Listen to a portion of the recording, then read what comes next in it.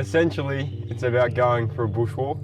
On the bigger scale, it's about reenacting a walk undertaken 100 years ago by someone called Dunphys and his friend Bert Gallup. And we're going to walk the whole thing, feel what it was like back then, the way they experienced the walk.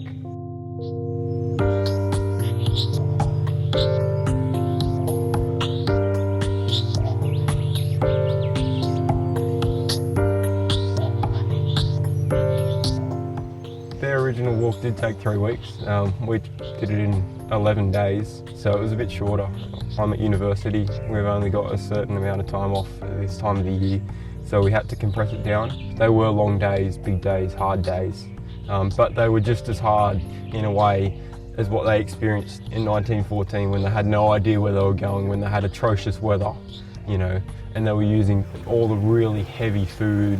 You know, we cheated in a way. We had, you know, some food drops along the way.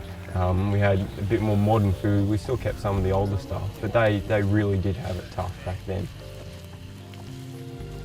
Miles Dunphys inspired a whole generation of conservation, the way he could draw maps and the way he saw the country and put it down on paper to help people access that place and look after it.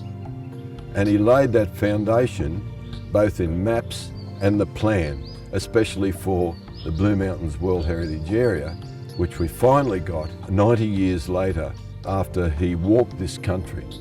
The arc of the walk is really important.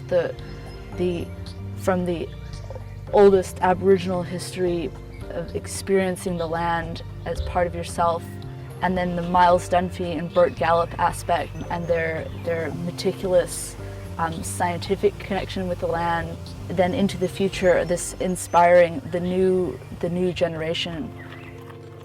Because one of the main attractions of camping is you have to go spotlighting at night. You've got to complete the day, you bushwalk, and then you eat good food and have a campfire, and then you're not complete by just going to bed. You have to go and spotlight and find animals. Well, the highlight of this so far has been, well, that I haven't really been in any of these places before, and they're quite beautiful, really. It's really inspirational to me that a young 19-year-old looked at Dunphys maps and said, I want to repeat that walk on the centenary of that walk. So Alex and Sierra, particularly Alex in the sense that he wanted to celebrate this, and we must continue to do this celebration of this whole ethos of connecting to nature that Miles has laid down 100 years ago.